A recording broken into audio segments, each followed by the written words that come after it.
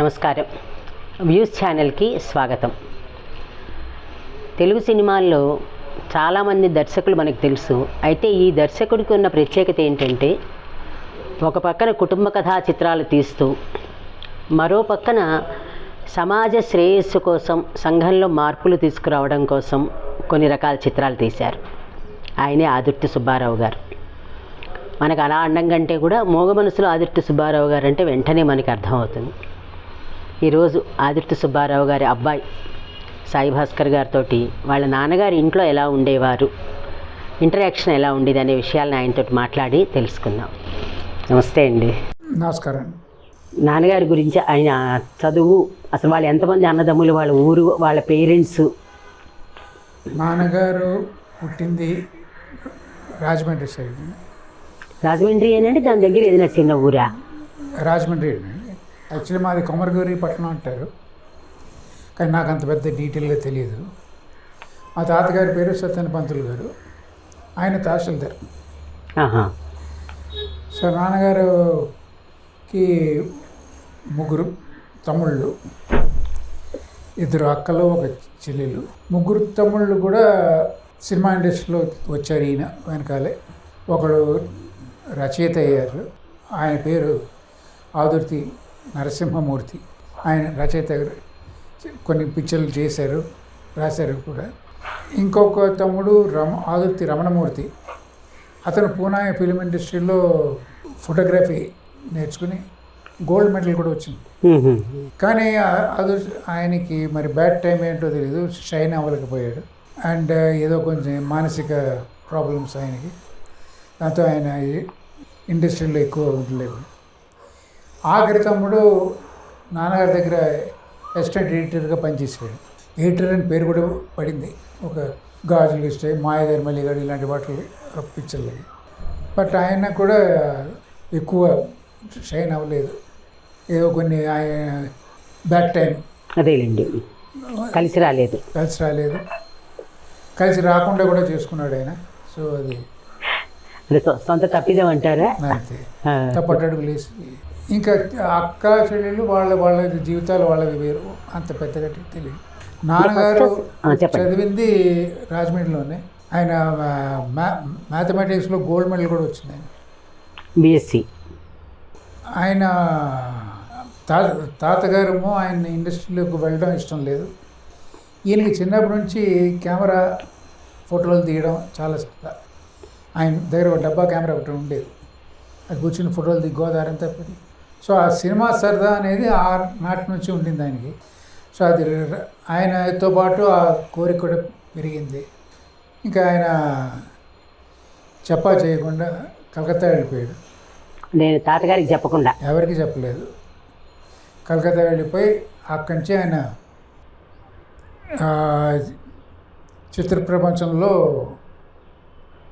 అడుగులు వేసి అసిస్టెంట్గా, అప్రెంటిస్గా, అసిస్టెంట్గా, ఉదయ్ శంకర్ గారి దగ్గర అసిస్టెంట్గా పనిచేసాడు ఆయన.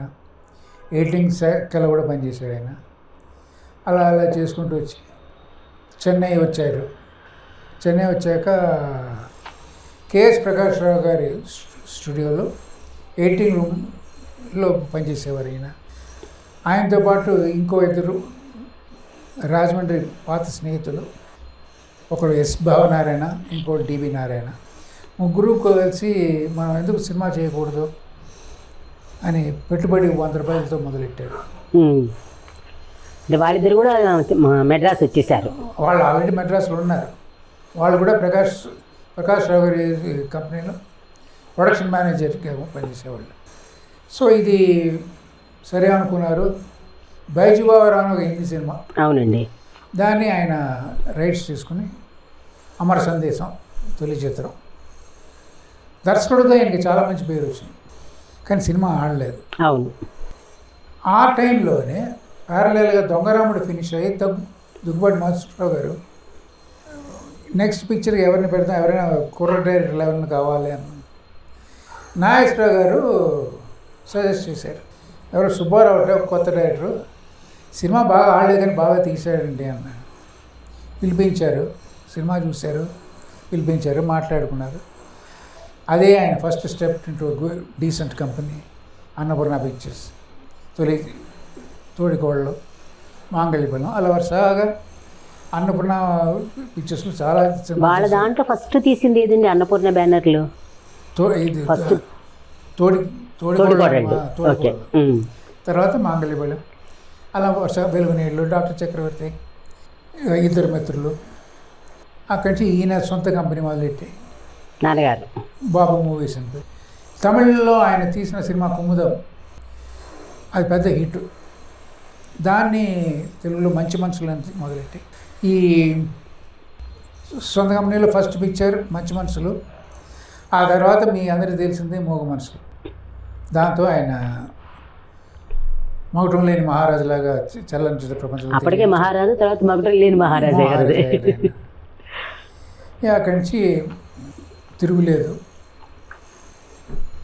తెలుగు ఎంత దూరం వెళ్తాం, ఈ మధ్యలో హిందీ సినిమాలు కూడా చేస్తూ వచ్చారు. అవునండి.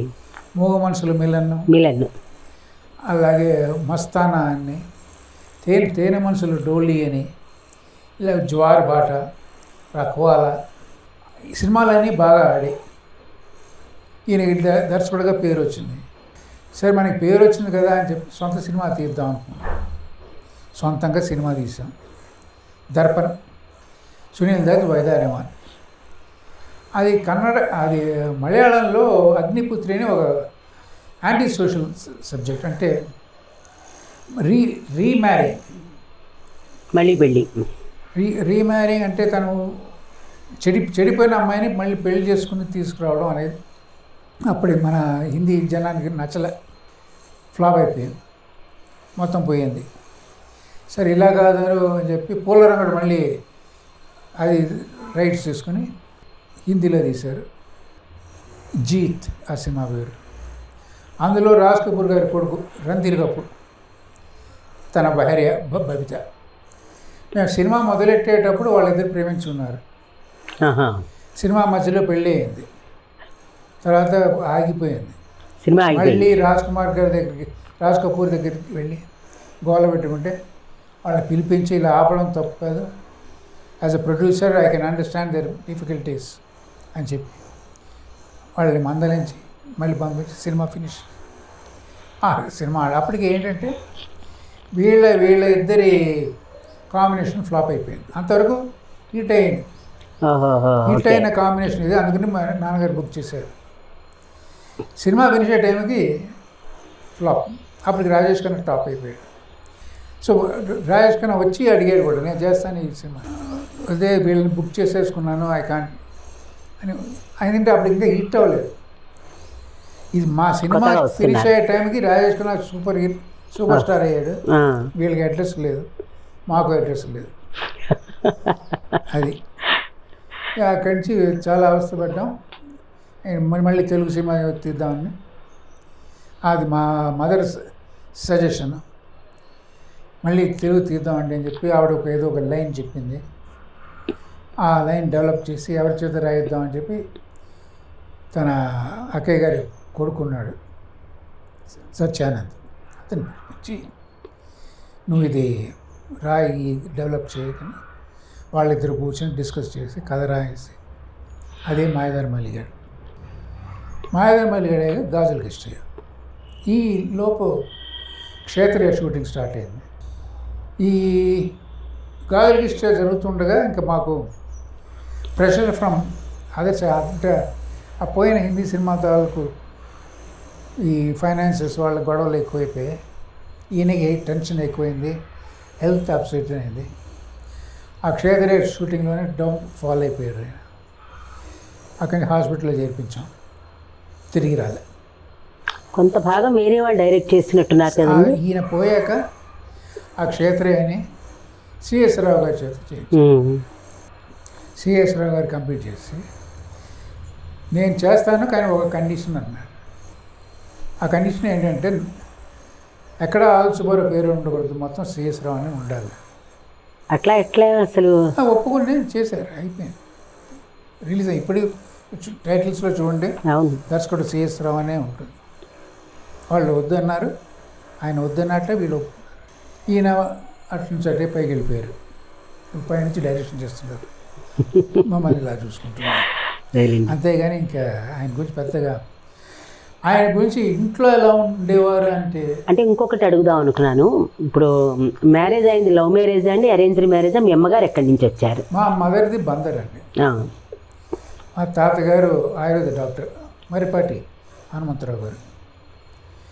సో ఇది అరేంజ్ మ్యారేజ్ అయింది. అమ్మగారి పేరు కూడా చెప్పండి. మా అమ్మగారి పేరు ఆదుర్తి కామేశ్వరి బాల. ఇప్పుడు ఫర్ ఎగ్జాంపుల్ మూగ మనుషుల టైటిల్స్లో చూస్తే మూల కథ ఏకే బాల అని ఉంటుంది. అవును, ఆవిడే. ఓహోహో. ఇప్పుడు కథనంతా డెవలప్ చేసింది మళ్ళీ ముళ్ళపూడి వెంకటరమణ గారు. కథ డెవలప్ చేసి ముళ్ళపూడి వెంకటరమణ. ఆ ఐడియా ఇచ్చింది ఒక పడవాడు, ఒక జమీందార్ కూతురు. అది మీ మదర్. ఒకళ్ళు చెప్పుకోలేని కానీ ప్రేమ ఎక్కువ అన్నది ఆ ఐడియా ఇచ్చింది ఈవిడే. మీ అమ్మగారు అంటే బాగా సాహిత్యం చదువుకున్నారా, లేకపోతే ఆవిడకి కూడా ఇంట్రెస్ట్ అసలు ఇది? ఆవిడకి ఇంట్రెస్ట్ అంటే పెద్దగా లేదండి, చదివేవారు, తర్వాత మానేసింది అనుకోండి. ఆవిడకి హెల్త్ బాగా ఉండేది కాదు, చిన్నప్పుడు చదువుకునేవారు ఇవన్నీ. అంటే ఇంట్రెస్ట్ ఉండేది ఏదో కథలని సినిమాలు చూస్తూ.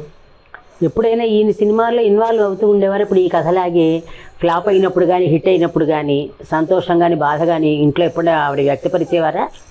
అన్ని ఇద్దరూ కలిసే కష్ట సుఖాలు పంచుకున్నారు. ఆవిడ ఫర్ నిజం చెప్పాలంటే ఈ ప్రాబ్లమ్స్ వల్లనే ఆవిడ హెల్త్ అప్సెట్ అయింది.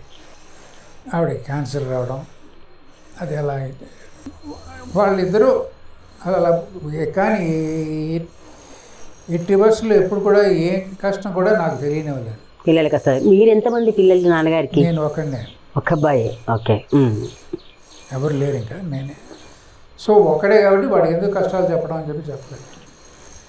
ఆఖరికి ఇంకా ఒక నెల 10 రోజుల్లో పోతారనగా ఒకరోజు రాత్రి పిలిచి, ఇది మన ఆస్తులు, ఇవి అప్పులు, నువ్వే తీర్చుకోవాలి.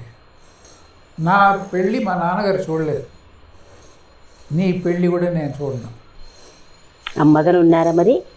ఆవిడ పక్క రూమ్లో. ఇవి మాట్లాడేటప్పుడు ఆవిడ దగ్గర రాని. అది కాదు, మీ మ్యారేజ్కి ఉన్నారా అమ్మగారు? ఆయన అన్న మాట్లాడారు మాట. అలాగే 1.5 months పోయారు. సో దాంతో అదేలేండి. అది ఇప్పుడు మనం మామూలుగా అంటే మీరు మీ నాన్నగారు తీసిన సినిమాల గురించి చెప్పారు, మీ ఫ్యామిలీ గురించి కూడా బ్రీఫ్గా అంతా చెప్పారు. ఒకప్పుడు ఆదుర్తి సుబ్బారావు గారి సినిమాలంటే చాలా సెన్సేషన్. ఒకప్పుడు అంటే ఆ రోజుల్లో మాట అని చెప్తాను. ఇప్పటికి కూడా చాలా ఇంట్రెస్టింగ్గా చూసే సినిమాలే. మూగ మనసులు ఈ రోజుకి టీవీలో వేసినా జనాలు అతుక్కుపోయే చూస్తారు. ఏ సినిమా అయినా. మంచి మనసులు సినిమాలో సీన్స్ సర్క్యులేట్ అవుతుంటాయి, కోర్టు సీన్ అంటూ. అదేవిధంగా మరో ప్రపంచంలో సీన్స్ కూడా సర్క్యులేట్ సుడిగుండాల్లో సీన్స్ సర్క్యులేట్ అవుతూ ఉంటాయి. అట్లా అంటే ఇప్పుడు మీ నాన్నగారు పోయి ఎన్నేళ్ళు అయింది? సుమారుగా 40 ఏళ్ళు అయిందండి. 75 అంటే ఇంచుమించు 50 years. ఇప్పుడు 50 ఏళ్ళు పోయినా కూడా మనిషి జీవించినట్టుగా అందరూ తలుచుకుంటూ ఉంటారు. అది మీకు ఎలా అనిపిస్తుంది? అంటే మీ నాన్నగారిని మీరు బతికున్న దానికంటే గతించిన తర్వాత ఆయన గురించి ఎక్కువ వింటూ ఉంటారు. అంటే మీరు ఆయనతో గడిపిన దానికంటేను మీకు ఎలా అనిపిస్తుంది? ఆయన నాన్న లేకపోయినా ఇంకా నాన్న ఉన్నారు అని అన్నప్పుడు? ఎప్పుడూ I feel is there next me. ఇప్పుడు నా పక్కనే ఉన్నారు వాళ్ళిద్దరూ, ఎప్పుడు నా పక్కన ఉన్నారని ఫీల్. ఒకటి ఏంటంటే ఆయన ఉన్నప్పుడు కొంచెం శ్రద్ధగా ఉంటే ఆయన ఇంకా సంతోషంగా పోయి ఉండేవారు. అప్పుడు కుర్రతనం కాబట్టి కుర్రకారు వేగంగా వెళ్తుంది. అవునండి. ఆ వేగం తగ్గి ఉంటే ఆయన బహుశా సంతోషంగా ఉండేది, ఆయన ఆత్మ ఇంకా శాంతించేది. ఇప్పుడు ఏం మించిపోలేదు అనుకోండి. Now also I feel is అంతే. అది ఉండాలి కూడా, మనతో ఉన్నారనే భావన ఉండాలి. అది ఆయన ఎప్పుడు వాళ్ళిద్దరూ వాళ్ళు అన్న మాటలు కానీ వాళ్ళతో గడిపిన ఒంటరిగా కూర్చున్నప్పుడు అవే నాకు వస్తుంటాయి. ఇప్పుడు చాలా మీరు చిన్నగా ఉన్నప్పుడు ఆయన సినిమాలో చాలా బిజీ డైరెక్టర్ అప్పుడు ఉన్నప్పుడు. మీ నాన్నని మిస్ అయ్యానని అనిపిస్తూ ఉండేది అప్పట్లోనూ? ఎందుకు అనిపించేది కాదు. అంటే నేను ఇక్కడ హైదరాబాద్ బేగమ్స్ పబ్లిక్ స్కూల్లో చదువుతుండేవాడిని హైదరాబాద్ పబ్లిక్ స్కూల్. హాస్టల్లో. వాళ్ళు మెడ్రాస్లో ఉండేవారు. ఎప్పుడో వెకేషన్ కానీ నేను వెళ్ళను. అంటే మీ చదువు డిస్టర్బ్ అవ్వకూడదని ఇక్కడ జాయిన్ చేశారా? ఆయన ఎప్పుడైనా షూటింగ్కి వచ్చినప్పుడల్లా వచ్చి చూసిపోతుంటారు. నేను వెకేషన్స్కి వెళ్ళినప్పుడు వాళ్ళతో గడిపోయేవాడిని. అంతేగాని తర్వాత ఆఖరికి ఈ హాస్టల్ జీవితం కాలేజీకి వెళ్ళాక కూడా హాస్టల్లోనే పెట్టారు.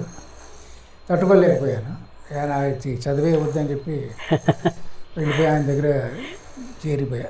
వాళ్ళ దగ్గరే ఉండాలనిపించి వాళ్ళ దగ్గరే ఉండాలి, ఆయనతో పాటు పనిచేయడం. సో అలాగే నా లైఫ్ స్టార్ట్ అయింది. ఇప్పుడు చిన్నప్పుడు ఆయన చేత దెబ్బలు వేయించుకోవడం కానీ అలాంటివి ఉన్నాయి సరదాలు? ఒకే ఒకసారి అండి ఆయన లైఫ్లో. నేను ఒక ఊరు వెళ్తానన్నా అంటే 40 కిలోమీటర్లు, 150 కిలోమీటర్లు వెళ్ళిపోయా. అంటే అబద్ధం చెప్పారా? సో రావడం ఆయనకి లెక్క ప్రకారం 5 గంటలు రావడం. అవును, మరి క్యాలిక్యులేట్ చేస్తారు. రాలేదు. ఆ లొకేషన్కి ఆయన 3 ట్రిప్లు కొట్టొచ్చాడు. ఏమైపోయాం, యాక్సిడెంట్ అయ్యామా భయం కదా మరి, తండ్రిగా అవదుంటుంది. అప్పుడు నేను చదివేది 4వ క్లాస్. సరే అని చెప్పి ఆఖరికి మేము అక్కడ ఒక డ్యామ్ ఉంది లేదు సాతనూరు, అక్కడికి వెళ్ళి వచ్చామన్నమాట. ఎక్కడండి, ఏ ప్లేస్ అన్నారు? చెన్నైలో సాతనూరు డ్యామ్. తిరిగి వచ్చేటప్పుడు ఏం మాట్లాడలేదు, పలిచిన వాడు కొట్టాడు. అబద్ధం ఎందుకు ఆడేమన్నా, వెళ్ళినందుకు కదా అబద్ధం చెప్పినందుకు. వెళ్ళి పడుకో అన్నారు అంతే. ఆఫ్టర్ దట్ మళ్ళీ ఆయన బతుకున్నంత వరకు చేయెత్తలేదు. And even I also I felt నేను చేసిన తప్పే కదా and life and next day morning చూస్తే క్రికెట్ బ్యాటు, స్టంప్స్ మొత్తం సెట్ నా మంచం పక్కన ఉన్నాయి. రాత్రి కొట్టిన దెబ్బకు పొద్దున్న లంచం. అలా చూసుకునేవారండి. Life was like that. So దాంతో ఆయన పోయాక ఇంకొంచెం షాటర్ అయ్యాను. ఎంతండి మీ ఏజ్ ఎంత అప్పుడు? నాన్నగారు పోయినప్పుడు నాకు 26, 25 అప్పుడు. అప్పుడే పెళ్ళి ఫిక్స్ చేశాడు ఆయన. మీకు ఎంగేజ్మెంట్ అయిపోయింది కూడా. మైసూర్ షూటింగ్కి వెళ్ళి తిరిగి వచ్చాక మొత్తం ఇంకా అందరిని పిలవాలి, బాంబే వెళ్ళాలి, వాళ్ళందరినీ పిలవాలి అంటే హేమామాలిని డ్యాన్స్ ప్రోగ్రామ్ అని ఇలా ఏవో ప్లాన్ వేసుకున్నారు వాళ్ళిద్దరూ. అన్ఫార్చునేట్లీ ఆయన తిరిగి రాలేదు. ఎట్లా తర్వాత మీ మ్యారేజ్ సింపుల్గా అయిందా మరి మామూలుగానే చేశారా? మరి లేదండి, మొత్తం స్టార్టెడ్ కదా. వెళ్ళిపోయాము, ఆ ఇల్లు అమ్మేసుకొని వేరే చిన్న ఫ్లాట్లు అద్దెకి ఉంది. ఒక 1 year తర్వాత మామూలుగా వాళ్ళ ఊరు టాటానగర్లోనే పెళ్లి చేసుకుని సింపుల్గానే చేసేసుకున్నారు. చాలా సింపుల్గా. ఇప్పుడు మీరు మీ నాన్నగారి దగ్గరికి అసిస్టెంట్గా చేరడం కోసం అని మీరు చదువు కూడా మానేసి వచ్చానన్నారు కదా. ఫస్ట్ సినిమాకి అసిస్టెంట్గా చేసినప్పుడు లేకపోతే అసోసియేట్ చేశారు ఏదైతే, మీకు నాన్నగారితో ఉన్న అనుభవం ఎలా ఉంది? ఆయన ఫస్ట్ పిక్చర్ అప్రెంటిస్గా మరో ప్రపంచం. ఫస్ట్ టైం నేను క్లాప్ ఇచ్చింది కూడా నాగేశ్వరరావు గారు పాదాల దగ్గర. అండ్ ఆ పిక్చర్ ఆయన పక్కన పనిచేస్తుంటే ఏవో నేర్చుకోవడం, ఇలా ఉండాలి ఇలా. తర్వాత ఆయన అప్పుడప్పుడు కూర్చోబెట్టి షార్ట్స్ ఎందుకు తీయాలి, ఓ దర్శకుడు అంటే ఏమిటి, ఊరికనే వచ్చి యాక్షన్ కట్ అంటాం కాదురా, డైరెక్టర్ అంటే అన్నీ తెలియాలి, కథ తెలియాలి, సీన్స్ తెలియాలి, ఓ సీన్ ఎలా ఓపెన్ చేయాలి. ఇప్పుడు ఈ సీన్ నువ్వు జనానికి ఎలా చూపిస్తావు, ఫస్ట్ షాట్ ఏమిటి అది ఆలోచించాలి. కొన్ని షార్ట్స్లోనే నీ కథ మొత్తం చెప్పేయాలి. ఆ సీన్లో ఉండే సబ్స్టెన్స్ అంతా కథలో షార్ట్లో చెప్పడానికి చూడాలి. ఒక డైరెక్టర్ అన్నవాడికి అన్ని క్రాఫ్ట్స్ తెలిసి ఉండాలి. He should know camera, he should know editing, he should know screen play, he should know writing, makeup కూడా తెలుసుకోవాలి, దుస్తులు ఎలా డిజైన్ చేయాలో అది కూడా తెలుసుకోవాలి. ఇవన్నీ తెలుసుకుంటేనే you become the mass the captain of the ship. ఏమీ లేదు, నేను కుర్చీలో కూర్చుని యాక్షన్ కట్ అని కాదు, ఇవి ముఖ్యమైనవి. డైరెక్ట్ విజువలైజేషన్ ముఖ్యం. అప్పుడప్పుడు ఏం చేయాలో తెలియదు, నీకు షాట్ ఎలా ఓపెన్ చేయాలో తెలియదు. ఆర్టిస్టులు రెడీ, అందరూ కూర్చున్నారు, ఏం చేస్తాను, కెమెరా కూర్చొని వెళ్ళిపో, నీ వెనకాల వాళ్ళు వస్తారు, ఎవరైనా అడిగితే లొకేషన్ చూస్తున్నాను అని అనుకుంటాం. ఈ లోపును ఎలా ఓపెన్ చేయాలో ఎక్కడో తడుతుంది, నీకు ఇక్కడ కెమెరా పెట్టాను సీన్ తీస్తాం. ఇలా కొన్ని చిట్కాలు ఆయన చెప్పారు. నేను నాన్నగారు పోయాక విశ్వనాథ్ గారి దగ్గర పనిచేశాను, ఆయన కూడా ఇవే మాటలు చెప్పారు. పూర్తిగా ఈయన అనుసరించారు కదా, ఆయన చెప్పిన మాటలే ఈయన చెప్పారు. సో అది నాలో ఇంకా స్ట్రాంగ్గా పడిపోయింది. నేను తీసిన కొద్ది గొప్ప సినిమాల్లో అలాగే వెళ్ళిపోయేవాడిని, వెనకాల అందరూ పట్టుకుని రావడం, సేమ్ రిపీటెడ్ యాక్షన్. సో నాన్నగారి దగ్గర చాలా నేర్చుకున్నానండి. ముఖ్యమైనది ఆయన చెప్పిన సూత్రాలే కాకుండా టైం, పంక్చువాలిటీ.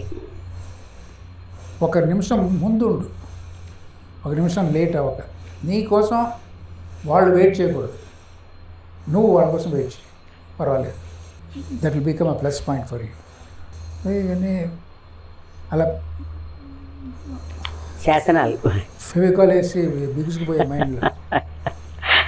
సో అందుకే ఇప్పుడు కూడా నేను మామూలుగా ఇప్పుడు ఎయిర్పోర్ట్కి 7 o'clock ఉండాలనుకోండి, నేను 6 కల్లా వెళ్ళిపోయి కూర్చుంటాను. టెన్షన్ ఫ్రీగా ఉంటుంది అప్పుడు. అయితే ఇప్పుడు మీరు మరో ప్రపంచానికి పనిచేశానన్నారు, అది చాలా స్పెషల్ సినిమా అది. తర్వాత ఆయన అట్లాంటివి సిరీస్ తీయాలనుకున్నారని విన్నాం, కరెక్టేనా అండి? మరో ప్రపంచం, సుడిగుండాలు, ఆర్ట్ సినిమాలు, సుడిగుండాలు, మరో ప్రపంచం ఇంకా అలాగే కంటిన్యూ చేయాలనుకున్నారు. కలిసి రాలే, అది సిరీస్గా తీద్దాం అనుకున్నారని విన్నాం, అందుకంటున్నాను. మరో ప్రపంచం తర్వాత దానికి కంటిన్యూషన్లాగా ఇంకోటి ఏదైనా చేయాలి. అప్పటికి అవన్నీ తయారు.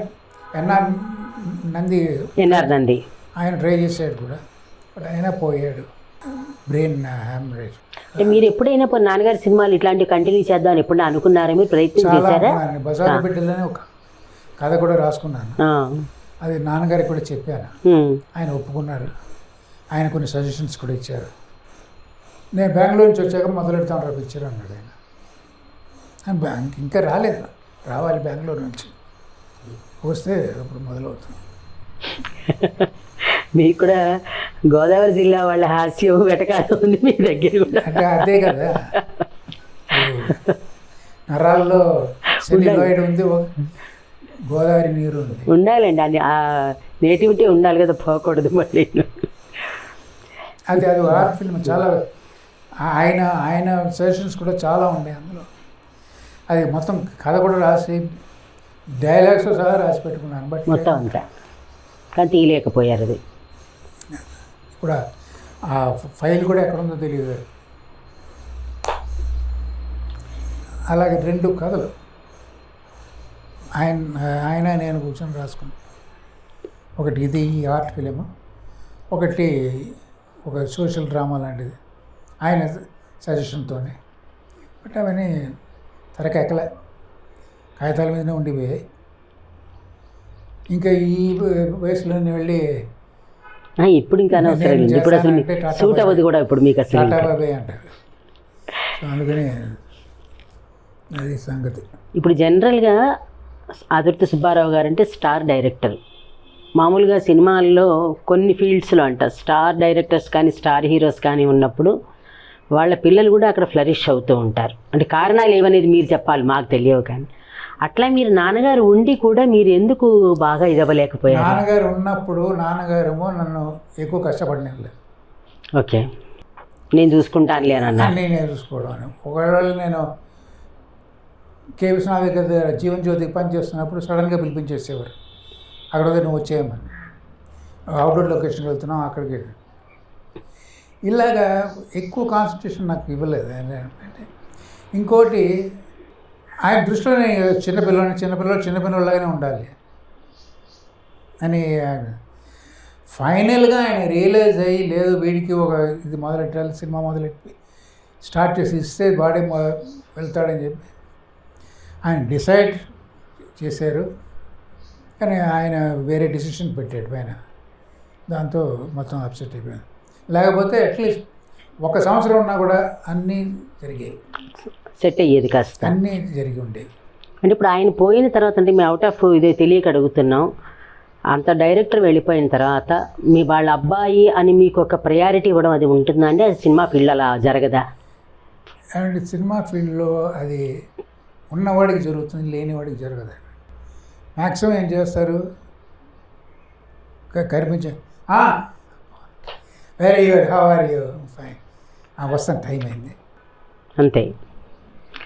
అంటే ఇప్పుడు ఒక ప్రేక్షకులుగా మేము ఏం చెప్తామంటే, ఒక హీరో అవనివ్వండి, హీరోయిన్ అవనివ్వండి, మ్యూజిక్ ఎవరైనా సరే, దర్శకుడు అనేవాడు లేకపోతే వీళ్ళకి అసలు గుర్తింపు రాదు, ఎవరు ఏమనుకున్నా సరే. ఎందుకంటే కొన్ని సినిమాల్లోనే ఎందుకు వీళ్ళు పాపులర్ అయ్యారు, వాళ్ళది ఒరిజినాలిటీ ఉంటే అన్నిట్లలోనూ పాపులర్ అవ్వాలి కదా. అంటే దర్శకుడి ప్రతిభని బట్టి అందరికీ గుర్తింపు వస్తూ ఉంటుంది. అలాంటప్పుడు కూడా వాళ్ళు అనుకోరు, అయ్యే మనకి ఈ దర్శకుడు వల్ల మనకి పేరు వచ్చింది కాబట్టి వాళ్ళ పిల్లాన్ని మనం ఒకసారి ప్రయత్నించి చూద్దాం, అట్లా ఉండదంటారా? అలా చూసింది కృష్ణ గారు ఒకరే. ఆయన్ని నాన్నగారే కదా ఇంట్రడ్యూస్ చేశారు, ఆయనే నన్ను పిలిపించారు. కో డైరెక్టర్గా 15 సినిమాలు చేశాను ఆయన దగ్గర. ఒక సినిమా డైరెక్టర్ అయ్యాను. ఒక సినిమా డైరెక్టర్ పేరు లేకపోయినా మొత్తం డైరెక్ట్ చేశాను, అన్నా చెల్లెళ్ళు అని. దానికి పిసి రెడ్డి యాక్చువల్ డైరెక్టర్ పేరు, అది మొత్తం నేనే చేశాను. తర్వాత పచ్చతోరణం, అది ఇండిపెండెంట్ మొత్తం. దాని తర్వాత అది ఆడలేదు ఆ పిక్చరు, ఎందుకంటే కథలో నాకు ఛాన్స్ దొరకలే. అంటే అదే కథ, చాలా పాత కథ, దాంట్లో నేను సజెషన్స్ ఇచ్చినా కూడా తీసుకోలేదు. అది అదే అంతే, అలా ఇలాగే ఉండాలన్నారు పెద్దవాళ్ళు. ఆ కథ ఆడలేదు. ఇప్పుడు శాంతిని సినిమాని 1992లో తీస్తే ఎవరు చూస్తారండి? అవును, అది చెప్పినా వినలేదు. కనీసం స్క్రీన్ ప్లే మారుద్దాం వినలేదు. సో అప్పుడే నాకు తెలుసు ఇదే నా లాస్ట్ సినిమా అని. అంతనే అది అయిపోయింది. ఆ సినిమా అయిపోయిన తర్వాత మళ్ళీ పద్మాలు ఆయనే పిలిచి వాళ్ళు అప్పుడు సీరియల్స్ చేసేవారు. గౌతమ్ బుద్ధ సీరియల్ పిసి రెడ్డి చేస్తుండేవారు. ఆయన్ని ఆపించేసి నాకు ఇచ్చారు. అదే ఆ సీరియల్ అలా చేస్తూ మధ్యలో జై హనుమాన్ అని సిఎస్ రావు గారు చేస్తుండేవారు. ఆయన ఊరెళ్తున్నప్పుడల్లా నాకు ఇచ్చి నన్ను చేయమనేవారు. సో అలాగేదో ఫైనల్గా వాళ్ళ టీవీ సీరియల్స్ కూడా ఆగిపోయాయి. సో అది ఆగిపోయినది నా టైం బ్యాడ్ అవ్వడం వల్ల అన్నీ ఆగిపోయాయి అనుకోండి. సో తిరిగి వచ్చేసాను, అయిపోయాయి. తర్వాత కడప కలెక్టర్ అనిల్ కుమార్ గారని ఆయన పిలిపించాడు. ఒక టీవీ యాక్టర్ రాజ్ కుమార్ అని ఉన్నారు. ఆయన ద్వారా నాకు కడప కలెక్టర్ దగ్గర షార్ట్ ఫిల్మ్స్ తీయడానికి అవకాశం దొరికింది. 5 షార్ట్ ఫిల్మ్స్ తీశాను. వాళ్ళకి మంచి పేరు వచ్చింది. ఏదో సన్మానాలు కూడా చేశారులేండి. అదే రాజ్ కుమార్ గారు సినిమా చేద్దాం అనుకున్నారు. మళ్ళీ డైరెక్టర్గా పెట్టారు. సినిమా అయిపోయింది, బట్ ఆయనకు తగ్గట్టుగా నేను తీయలేదు అనుకుంటా. నన్ను తీసేశారు. మళ్ళీ వేరే సినిమా పెట్టుకున్నాను, వేరే డైరెక్టర్ని పెట్టారు. మళ్ళీ మొత్తం తీశారా? అదే సినిమా ఆయనకు కావాల్సిన పద్ధతిలో తీయించుకున్నాడు. జనం చూడలేదు.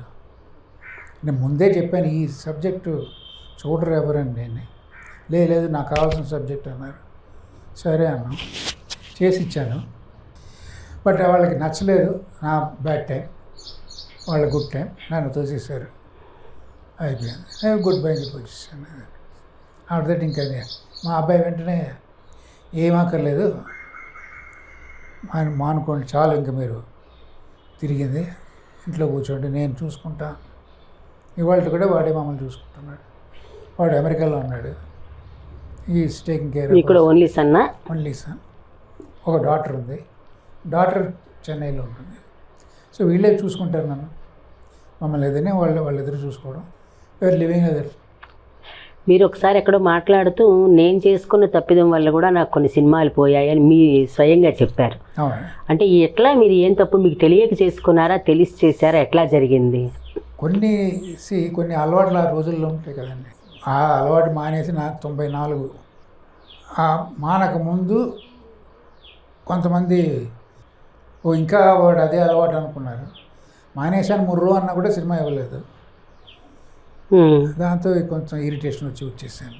అంటే ఎవరు ఇప్పుడు మీరు నాన్నగారి వల్ల సహాయపడిన వాళ్ళు చాలామంది ఉంటారు ఫిలిం ఫీల్డ్లో, అసిస్టెంట్ డైరెక్టర్స్ చేసిన వాళ్ళు కానీ ఎవరైనా సరే ఎవరు ప్రమోట్ చేయలే. ఎవరు చేశారు? కృష్ణ గారు ఒకరు చేశారు, ఆయన కూడా అంతవరకే చేశారు. తర్వాత నా టైం బ్యాడ్, వాళ్ళు తీయడం మానేశారు, వచ్చేసాను నేను. ఎప్పుడైనా అనిపించేదా మీకు నాకు ఇట్లా అసలు నేను సక్సెస్ సాధించలేకపోయానని బాధపడ్డాం? ఎప్పుడు ప్రతిరోజు, ఎప్పుడైనా కాదు, ప్రతిరోజు. జస్ట్ కొన్ని వెధవ అలవాటు వల్ల నా లైఫ్ రూయిన్ చేసుకున్నానేమో అని ఒక సందేహం కూడా ఉంది. అది తప్పు మీ మీదే ఉంచేసుకుంటే ఇబ్బంది లేదు కాబట్టి మేబీ అందుకేనేమో దూరంగా ఉంచారు. మానేసుకున్నా కూడా, ఆ అలవాటు మానేసినా కూడా దూరంగానే ఉంచారు నన్ను. చాలామంది దగ్గర తిరిగాను. తర్వాత డప్పు కొట్టుకుంటూ తిరిగా, ఆ డప్పు చిరిగిపోయింది కానీ ఏం జరగలే. ఆయన దగ్గర పనిచేసిన వాళ్ళు కూడా మీకు అవకాశం ఇవ్వలేదండి? లేదండి, విశ్వనాథ్ గారి దగ్గర పనిచేశాను. సరే, మళ్ళీ నాన్నగారు సినిమాల్లోకి వద్దాము. ఇప్పుడు సినిమాల్లో ఎక్కువగా మీ నాన్నగారు మనసులు పెట్టిన సినిమాలు తీశారు. అది ఏం లేదండి, అంటే అందుకని కాదు నేను అనేది, ఇప్పుడు తేనె మనసులు కానీ, మూగ మనసులు కానీ, మంచి మనసులు కానీ, ఎట్లాగా అని మనసు గురించి ఎప్పుడైనా ఎక్కువ మాట్లాడుతూ ఉండేవారా? ఎట్లా జరిగింది అసలు? అయితే సక్సెస్ ఫార్ములా అని పెట్టారా? జస్ట్ ఏదో సక్సెస్ఫుల్ ఫార్ములా. మంచి మనసులో ఆడింది, మనసులో ఆడింది. సరే దీనికి ఏం పేరు పెడదాం? సరే తేనె మనసులు, అది ఆడింది. ఒకటి మారిందిగా మధ్యలో గాజులు లిస్ట్. అవును, అదే తర్వాత మారింది. కానీ కన్నె మనసులో వరకు ఓకే. మళ్ళీ గాడు ఇప్పుడు కన్నె మనసులు బాగా ఆడలేదు. అవును, సో అక్కడి నుంచి మనసులు పోయింది. మనసు బారేశారు అక్కడి నుంచి. మనసు బారేసుకున్నాడు ఆయన. మాయదారి మల్లిగాడు అన్నాడు, అదే గాజులు లిస్ట్. తర్వాత మారేయండి, వేరేవి కూడా చాలా తీశారు కానీ మనసులు కొంతకాలం వరుసగా వచ్చాయి కదా, అందుకని. అంటే బాబు మూవీస్ మనసులో అని ఒక బ్రాండ్, ఒక బ్రాండ్ లాగా.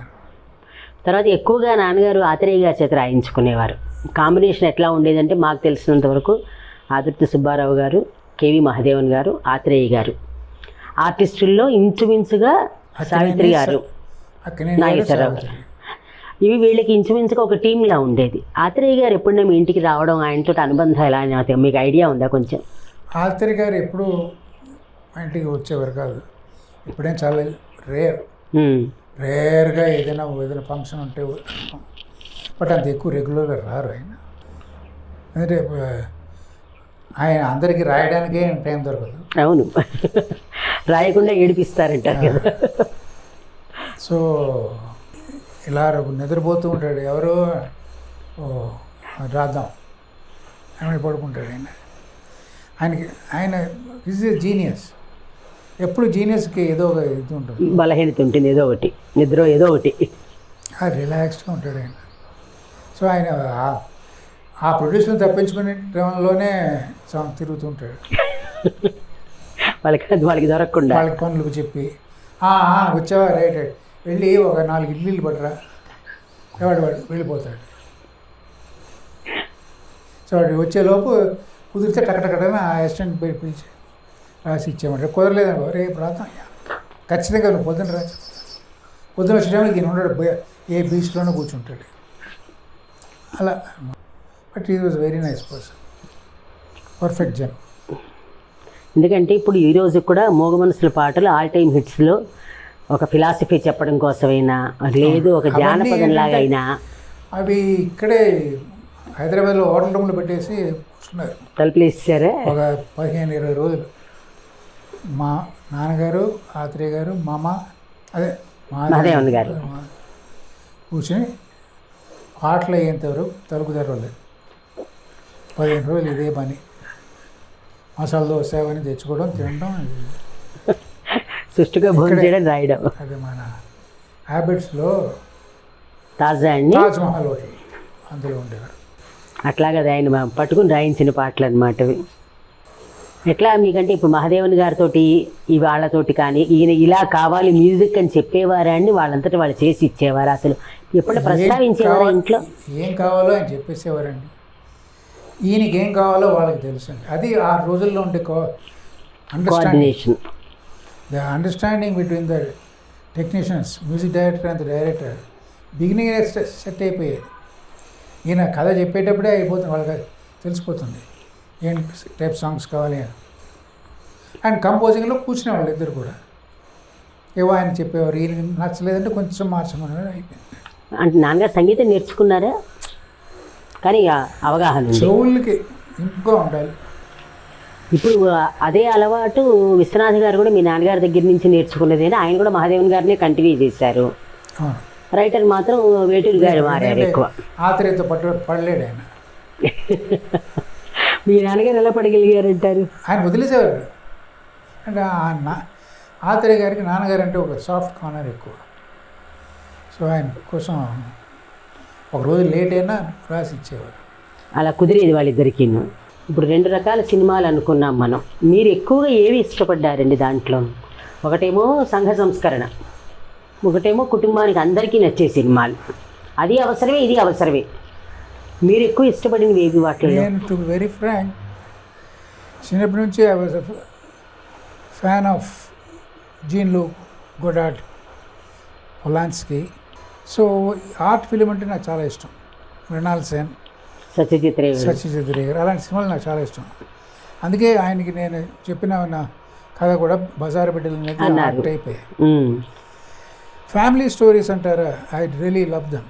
ఎందుకంటే యు ఆర్ ఎక్స్ప్రెసింగ్ లైఫ్ ఎలా ఉండాలి అనేది. బట్ అది మనం చూపించేది జనం పట్టించుకుంటే ఫైన్, పట్టించుకోకపోతే ఓకే. బట్ ఎంతో కొంతమంది ఇన్ఫ్లుయెన్స్ అవుతారు, అవ్వకుండా ఉండరు. ఫ్యామిలీ స్టోరీస్కి ఉన్న వాల్యూ ఇప్పటికీ ఉన్నాయండి. కానీ తర్వాత నాకు తెలిసింది ఏంటంటే ఫ్యామిలీ స్టోరీస్కి వాల్యూ ప్రతిరోజు ఉంటుంది. ఈ రోజు కూడా ఫ్యామిలీ స్టోరీకి వాల్యూ ఉంది. వేరే ఆర్ట్ ఫిలిం అనేది డిపెండ్స్, పీరియాడికల్స్ అవి. అవును, దే వెరీ పీరియాడికల్. నీ సాటిస్ఫాక్షన్. ఇప్పుడు సత్యజిత్ రే తీసాడంటే ఆయన ఏదో ప్రూవ్ చేసి గొప్ప వ్యక్తి అయ్యాక ఆర్ట్ ఫిలిం చేసాడు ఆయన. మృణాల్ సేన్ ఆయన కూడా ఫ్యామిలీ డ్రామాలు తీసి ఆర్ట్ ఫిలిం చేశాడు. ఆయన ఈ mixed family drama with art film అలాంటివి కూడా తీశాడు. సో ఇలాంటి ట్రెండ్ రావాలంటే ఐ డోంట్ నో, కొంతమంది ఫెయిలియర్ కూడా అయ్యారు ట్రై చేసిన వాళ్ళు. అవును, చాలామంది ఫెయిలియర్ అయ్యారు. అందులో ఆర్ సుబ్బారావు గారే ఫెయిల్ అయ్యారు. అంటే మీరు అన్నమాట ఒప్పుకుంటాం, కానీ కమర్షియల్ హిట్ అవ్వకపోవచ్చు. కానీ ఆ రోజుల్లో ఇప్పటికి కూడా ఇష్టపడతారు ఆ సినిమాలు రెండింటిని. ఇప్పటికీ ఓటీటీలో చూడమంటే చూస్తారు. ఆర్ట్ ఫిలిం మీరు తీసి ఓటీటీలో చూపించండి, డెఫినెట్గా చూస్తారు. ప్రతిరోజు చూస్తాడు. అది కనెక్ట్ అవుతుంటే రోజుకో సీన్ కనెక్ట్ అవుతుంది. సినిమా హాల్లో వెళ్ళి చూడమనండి, డబ్బు ఇచ్చి చూడడం. ఇందుకే తేరగా వస్తే ఫినాల్ కూడా తాగుతారు. అంటే అవ్వచ్చు, అది తప్పనిసరిగా ఒప్పుకుంటే. ఇంకో కారణం కూడా అవ్వచ్చండి, థియేటర్కి వెళ్ళేటప్పుడు ఎంజాయ్మెంట్ కోసం వెళ్ళచ్చు, ఇంట్లో ఉండేప్పుడు నాలెడ్జ్ కోసం చూడొచ్చు అని కూడా అనుకోవచ్చు. ఇప్పుడు నాలెడ్జ్ కోసం కావాలంటే థియేటర్లో చూసే నాలెడ్జ్ ఎక్కువ తెలుసా అండి? ఎక్కువే. అక్కడ ఉండే సౌండ్ ఎఫెక్ట్ చాలా, ఆ స్క్రీన్ స్పాన్ అది మీకు ఓటీటీలో ఎక్కడ వస్తుంది? రాదు. ఒక 84 ఇంచ్ స్క్రీన్ పెట్టినా కూడా ఆ ఎఫెక్ట్ రాదే. పానావిషన్లో ఆర్ట్ ఫిలిం పానావిషన్లో ఎవరు తీస్తారంటే అనొచ్చు. ఆర్ట్ ఫిలిం ఫీల్ అవ్వాలంటే కొంచెం స్పాన్ ఎక్కువ ఉండాలి. ఏదో 35mm తీసి చూపిస్తే అంతే కనిపిస్తుంది వాడికి. వాడు కష్టపడుతున్నాడు అనేది కొంచెం పెద్దగా చూపిస్తే వాడికి ఎక్కుతుంది. అంటే అదే అవ్వచ్చు. నేను ఊరికి అన్నం ఏంటంటే అక్కడికి వెళ్తే ఊరికి కాలక్షేపం చేసి వచ్చేయడానికి అన్నట్టుగా. కాలక్షేపానికి చూడవలసిన సినిమాలు వేరే ఉన్నాయి, చాలా ఉన్నాయి. ఇప్పుడు వచ్చేవన్నీ అంతే. ఇప్పుడు వాటి గురించి అందుకే మాట్లాడడానికి లేదు. మనం మాట్లాడకూడదు, అంటే అందరూ పెద్దవాళ్ళు చేస్తున్నారు కాబట్టి మనం మాట్లాడకూడదు. బట్ ఇప్పుడు అన్నీ కూడా nothing, they same story, same picturization, same voice, same incidents are just same. Artist మారుతాడు, అప్పుడు కొన్ని ఆర్టిస్ట్ కూడా మారరు. అదేంటి మనం పాయింట్ చేయకూడదు, ఎందుకంటే హిట్ వీళ్ళ జాతకం బాగుంటే హిట్, జాతకం బాగాలేకపోతే ఫట్టు. అవును. సో అవన్నీ ఎంటర్టైన్మెంట్. ఫ్యామిలీ డ్రామాలు నిజంగా, for example family drama Mahesh act చేశాడు, అది అతడా అండి? కాదు, ఫ్యామిలీ డ్రామా అండి, బ్రహ్మోత్సవం. నీట్గా ఉంది పిక్చర్. నేను 3 సార్లు చూశాను సినిమా. కంప్లీట్గా అది ఫ్యామిలీ రిలేషన్స్. ఇట్ ఫీల్స్ ఏదో ఒక సుబ్బారావు సినిమా చూస్తున్నట్లు ఉంటుంది. అలాంటి ఫ్యామిలీ డ్రామాలో ఏదో ఇంకా అప్పుడప్పుడు కొన్ని తీసి వదిలితే జనాల్లో family, the bondage between families అవన్నీ గుర్తుంటాయి. లేకపోతే ఇప్పుడు ఏముందండి, 18, 19, 20 వరకు ఫ్యామిలీ. లేకపోతే వాడు ఏదో ఉద్యోగం ఐటీ అంటాడు, వెళ్ళిపోతాడు, ఎక్కడో ఉంటాడు, సడన్గా ఒక రోజు ఆ అమ్మాయి ఏదో పెళ్ళి అంటారు, మళ్ళీ ఇద్దరు కలిసి వెళ్ళిపోతారు. తల్లిదండ్రులు ఏమవుతున్నారో కూడా తెలియదు. తల్లిదండ్రులు రేపు మేము వస్తున్నారట, లీవ్ దొరకలేదు, లీవ్ దొరికిన వెంటనే నెక్స్ట్ ఫ్లైట్ పట్టుకుని వస్తానట, ఆ లోపు వీళ్ళకి వీసా వస్తుంది, వెళ్ళిపోతారు. అది చాలా దుస్థితి ప్రస్తుతం. ఆ బాండేజ్ తెలియాలంటే ఇట్లాంటి కొన్ని ఫ్యామిలీ డ్రామాలు రావాలి. సో ఎప్పుడు కూడా man will learn when you watch it. పుస్తకం ఇచ్చి ఇది చదువు అంటే వాడికి ఎక్కదు బుర్రకే. అదే ఎక్కుతుంది తొందరగా చూపించండి విజువల్, వాడి బుర్రకే ఎక్కుతుంది. సో అలాంటి ఫ్యామిలీ డ్రామాలు తీయాలంటే, ఫ్యామిలీ డ్రామాలు నేను తీస్తాను ముర్రోన్న, ఇప్పుడు వెళ్ళి ఏ ప్రొడ్యూసర్ అయినా అడిగినా కూడా బుద్ధి ఉందా నీకు అంటాడు. ఇమీడియట్గా అదే మాట అంటారు. నేను ఇప్పుడు ఆడవండి అంటే ఇప్పుడు మీరు తీసేవనే ఆడుతున్నాయా? ఎన్ని సూపర్ డూపర్ ఫ్లాపులు ఉన్నాయి. ఒక రోజు రిలీజ్ అవుతుంది, రెండో రోజు ఓటీటీలో వస్తుంది. అవును, ఒక పూట. కొన్ని అసలు ఆ పూట కూడా ఉండవు. అసలు ఒక్క ఆడియన్స్లో ఒక్కళ్ళు కూడా రాని సినిమాలు కూడా ఉన్నాయి. ఎందుకు ఇది? కొన్ని ఫ్యామిలీ డ్రామా తీస్తున్నాడు అంటే అందులో మళ్ళీ ఏదో యాక్షను, ఒక మర్డర్ మిస్టరీ, లేకపోతే ఒక క్రైము. ఎందుకండి ఇవి? ఇప్పుడు మాంగళ్యబలంలో క్రైమ్ ఉందా? తోడికోళ్ళలో క్రైమ్ ఉందా? పూర్తిగా అనుబంధాలు. వెలుగునీడల్లో క్రైమ్ ఉందా? డాక్టర్ చక్రవర్తిలో క్రైమ్ ఉందా? అవన్నీ ఆడలే. సిల్వర్ జూబ్లీ ఆడేది, బ్రహ్మోత్సవం బాగా ఆడింది. చేంజ్ ఇప్పుడు వస్తుందని కూడా నేను ఐ డోంట్ ఎక్స్పెక్ట్. అంటే ఇప్పుడు వస్తున్న ట్రెండ్ అంతా ల్యాప్టాప్ మీద ఆధారపడి సినిమాలు చూస్తున్నారు. ఐఎమ్ సారీ, ఇంత ఓపెన్గా చెప్తున్నాను. అయ్యే తప్పే ఉందని చెప్పాలి మీరు, ఎక్స్పీరియన్స్డ్ మీరు. లిటరల్లీ ల్యాప్టాప్ మీద ఆధారపడుతున్నారు. ల్యాప్టాప్ క్రాష్ అయిందంటే వాళ్ళ షూటింగ్ క్యాన్సిల్ అవుతుంది. 6 రోజులు అలా కాదు. మాయాబజార్ తీసి చూడండి, ఇప్పటికి కూడా అందులో ఉండే గ్రాఫిక్స్ ఇప్పుడు ఎవరు ఇంత అడ్వాన్స్ ఇది ఉన్నా కూడా ఆ పెట్టి తెచ్చి అందులో అది ఎలా చేశారు? జస్ట్ గ్రాఫిక్స్ కాదు, నాట్ కంప్యూటర్, ట్రిక్ వర్క్ చేశారు. అది ట్రిక్ ఫోటోగ్రఫీ. మరి ఎంత ఆలోచించారు వాళ్ళు? అప్పుడు ల్యాప్టాప్లు లేవు కదా. వాళ్ళని ఎందుకు మెచ్చుకోరు మీరు? పాత సినిమా మాయాబజార్ తీయండి, లేకపోతే పాండవనసం తీయండి, ఈ బాణాలు వెళ్ళడం అవన్నీ ఏంటి? ఇప్పుడు ఎవరు చేయలేరండి. ఇంకా ఇప్పుడు బాణాలు వెళ్ళడం తీయాలంటే 100 బాణాలు ఒకసారి టక్కని కొడతాడు, 50 వచ్చేస్తాయి. 6 రోజులు అది చేయాలంటే ఎంత కష్టపడాలి, ఎన్ని నల్లదారాలు కట్టాలి, ఎలా తీసుకుని వెళ్ళాలి, అది నల్లదారం అవాయిడ్ చేయడం, అని జనం అది ట్రిక్ ఫోటోగ్రఫీ అనేది తెలియకుండా చేయడం, అప్పుడుండే కెమెరామెన్లు వాళ్ళ శ్రద్ధ. రవికాంత్ నగాయిచ్ అవనండి, మార్కస్ బాట్లీ గారు, విఎస్ఆర్ స్వామి అవనండి, మార్కస్ బాట్లీ అవనండి. విఎస్ఆర్ స్వామి రక్త సంబంధాన్ని నేను తీసిన సినిమా, దైవమగన్ తమిళ సినిమా, కృష్ణ గారు త్రిపుల్ రో. అందులో ఒక సాంగ్ రాధది, 9 రాధలు ఒకేసారి వస్తారు. అప్పుడు కంప్యూటర్లు లేవే, లేదు. ఒక నల్ల కాగితం పెట్టి కూర్చునేవాడు ఆయన.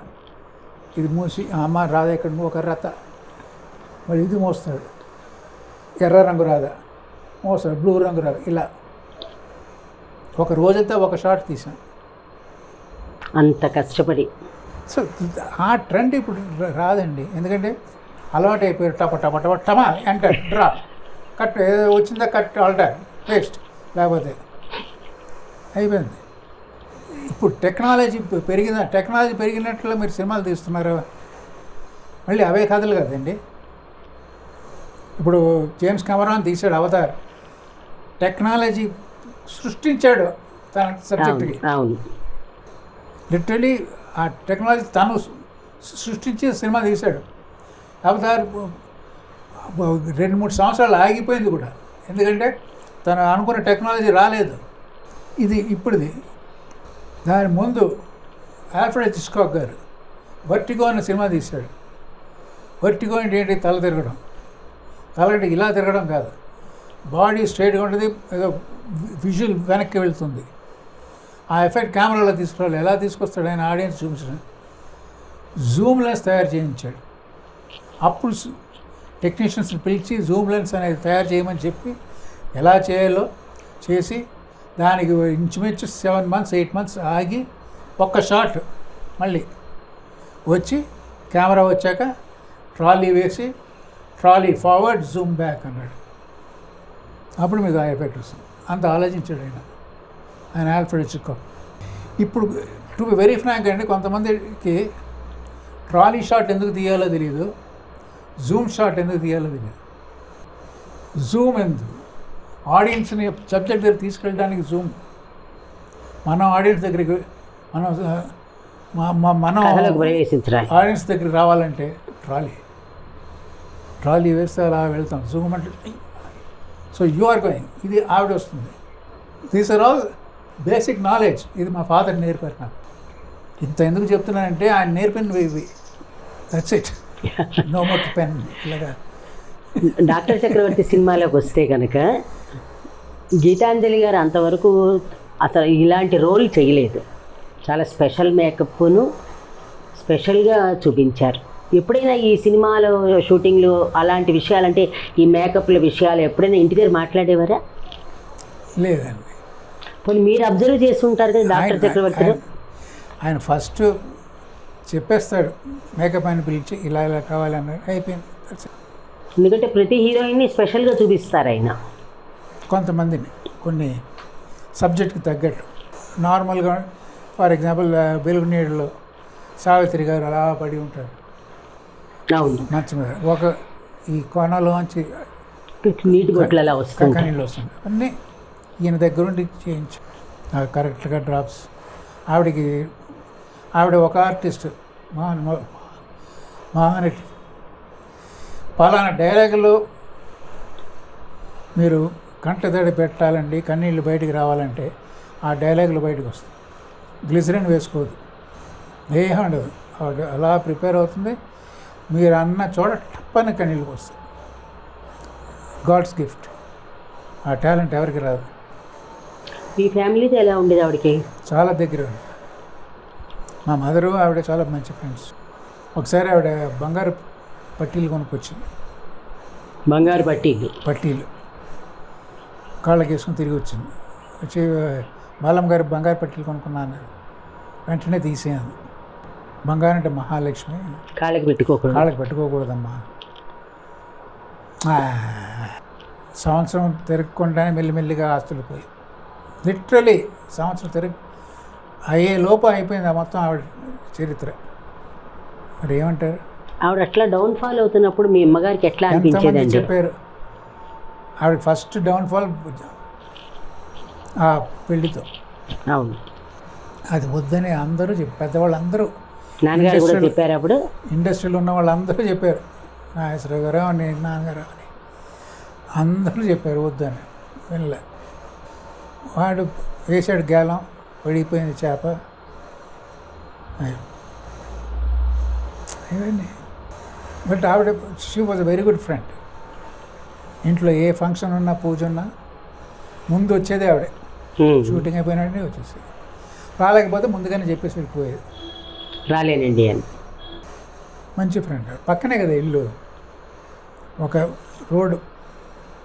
రోడ్ అవతల టీ నగర్లోనా? చెన్నై టీ నగర్. ఆవిడ హబీబుల్లా రోడ్, మేము సారంగపాణి స్ట్రీట్, మధ్యలో తిరుమలపల్లి ఎయిర్పోర్ట్.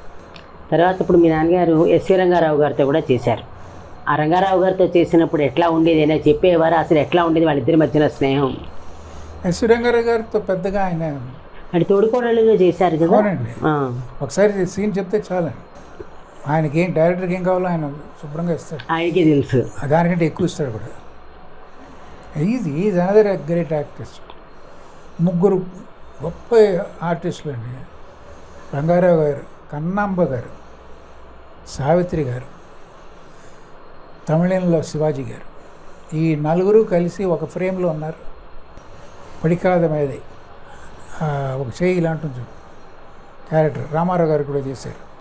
ఎవరంటారు? భాగ్య పిరవణి అనుకుంటా, పడికాద మీద కదా, భాగ్య పిరవణి, చేయి ఇలా ఉంటుంది.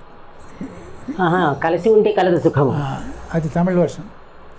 శివాజీ గారు, రంగారావు గారు, సావిత్రి గారు, కన్నాంబ గారు, నలుగురు గొప్ప నటులు ఒక ఫ్రేమ్, ఒక సీన్ మొత్తం. ఇంకా ఆలోచించుకోండి సీన్ ఎలా ఉంటుంది. ఒకళ్ళ మించి ఒకళ్ళు టపా టపా టపా టపా టపా అని పోటాపోటీ అలా ఉండేది. అప్పుడు ఇంట్రెస్టింగ్ ఉంటుంది సీన్స్. ఇప్పుడు కూడా మీరు కావాల్సి భాగ్యపీరుని తెచ్చుకుని చూడండి, అంత ఇంట్రెస్టింగ్గా ఉంటుంది. అండ్ రంగారావు గారికి చెప్పక్కర్లేదు, జస్ట్ హింట్ ఏమండి ఇదండి వెళ్ళమ్మా.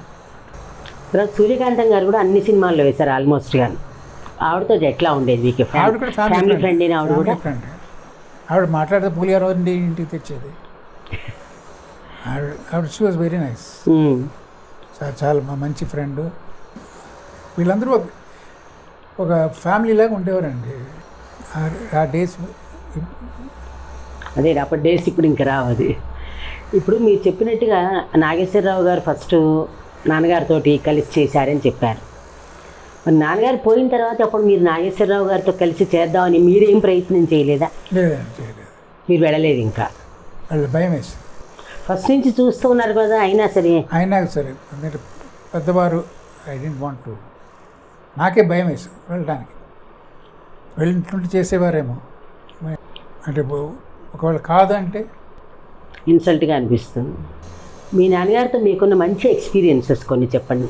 ఎందుకంటే అవి మీరు తప్పించి ఇప్పుడు సినిమా అనుకోండి, ఎవరిని అడిగినా ఎవరో కొన్ని విషయాలైనా చెప్తారు. మీకు మీ నాన్నగారికి ఉన్న పర్సనల్ అటాచ్మెంట్ కానీ, అమ్మతోటి ఉన్నది కానీ? నాకు మా అమ్మతో కానీ కొన్ని మెమరబుల్ ఉండిపోతాయి. ఒకటి ఐ డోంట్, మా ఫాదర్ చదివితే సడన్గా నేను ఇక్కడ స్కూల్లోనే చదువుతున్నాను. ఎవరైనా అర్జెంటుగా మీ ఫాదర్ వచ్చారన్నారు, క్లాస్ రూమ్ నుంచి బయటకు వచ్చారు. చూస్తే ఆయన ఏంటి అని, అవಳ నా బర్త్డే సంగతి నాకే తెలియదు. బట్టలు, కేక్ అని తీసుకొచ్చి ఇచ్చి అక్కడ కారు మీద నేను పోయించి, I never expected that from. అప్పుడు ఏం చదువుతున్నారు మీరు? అప్పుడు 6వ క్లాస్ అనుకుంటా, 6, 7వ క్లాస్. మదర్తో అయితే ఎప్పుడు కూడా ఐ వాస్ లిటిల్ హెసిటెంట్ ఎక్కువ. అంటే ఏదైనా ఇప్పుడు కాదు అనేది అనమాట. ఎందుకు అంటుందో మనకు తెలియదు. నేను అడుగుతున్నా చెప్పట్లేదా అనే కోపం. అది మెల్లిమెల్లిగా అర్థం చేసుకుని విన్ అయ్యేటప్పటికి ఇట్ వాస్ టూ లేట్. ఆవిడ క్యాన్సర్తో అవసరపోయింది. బట్ ఆవిడతో నాకు వెరీ ఇంటిమేట్గా అంటూ ఫాదర్ పోయాక ఒకసారి ఇంకా నథింగ్. ఆవిడ ఎక్కువ నేను అంత దగ్గరికి వెళ్ళడానికి కూడా కొంతమంది వెళ్ళనివ్వకుండా ఆపిన వాళ్ళు ఉన్నారు అమ్మ దగ్గరికి. ఇవాళ నేను చెప్తున్నాను, చాలామంది దే స్టాప్ మీ. మీరు ఒక్కరే అబ్బాయి కదా, ఇంకెవరు ఉంటారు మిమ్మల్ని ఆపడానికి? కొంతమంది చుట్టాలు చేసిన పనులు. సో దగ్గరికి వెళ్ళిన భయం నాకు. ఇప్పుడు దగ్గరికి వెళ్తే మళ్ళీ ఆపుతారేమో, అందుకు నేను దగ్గరికి వెళ్ళలేకపోయేవాడిని. ఏం చెప్పేవారు, వాడు నటిస్తున్నాడు, నీ దగ్గర డబ్బులు పట్టుకుపోతాడు వాడు. నేను మామూలుగా ఎలా ఉన్నామని అడగడానికి ఒక దగ్గరికి వెళ్ళినా కూడా ఇందుకే వచ్చాడు వీడని ఊదేవారు. ఆవిడ మొదట్లో చాలా నమ్మింది.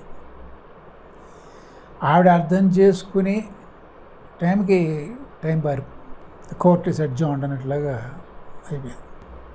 ఆవిడ అర్థం చేసుకునే టైంకి అదే నా బ్యాడ్ టైం ఏంటంటే ఇద్దరితోనూ అలాగే అయింది. ఫాదర్ అర్థం చేసుకుని ఏమేమి జరుగుతున్నాయి, ఒక దారిలో పెట్టాలి అనుకునే టైం వచ్చింది.